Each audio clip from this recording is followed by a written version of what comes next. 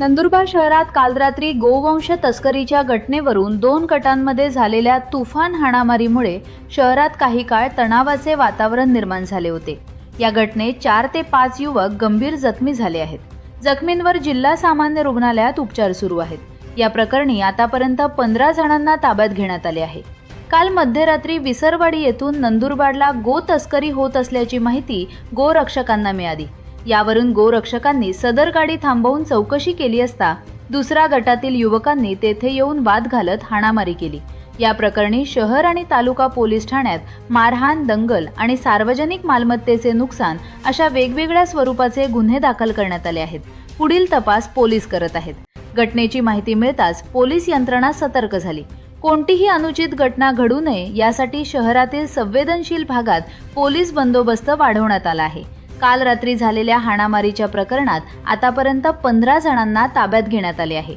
दोन्ही गटांविरोधात 4 गुन्हे दाखल करण्यात आले आहेत। नागरिकांनी कोणत्याही अफवांवर विश्वास ठेवू नये। कायदा व सुव्यवस्था राखण्यासाठी आम्ही कटिबद्ध असल्याचे पोलीस प्रशासनाने सांगितले आहे। दरम्यान आज शहर पोलीस ठाण्यात जिल्हा पोलीस अधीक्षक अश्विनी सानप यांच्या अध्यक्षतेखाली शांतता समितीची बैठक घेण्यात आली। या बैठकीत अप्पर पोलीस अधीक्षक आशिष कांबरे, शहर पोलीस निरीक्षक संदीप पाटील, स्थानिक गुन्हे शाखेचे निरीक्षक हेमंत पाटील यांच्यासह अधिकारी व शहरातील प्रतिष्ठित नागरिक, सामाजिक कार्यकर्ते आणि राजकीय पदाधिकारी उपस्थित होते। शिवण नदीच्या इथे जी घटना घडलेली आहे त्याच्यामध्ये 2 जखमी आहेत।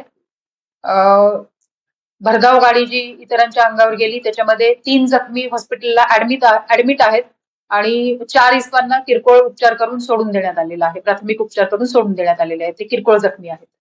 अशा प्रकारे 5 इसम जे आहेत ते सध्या ऍडमिट आहेत।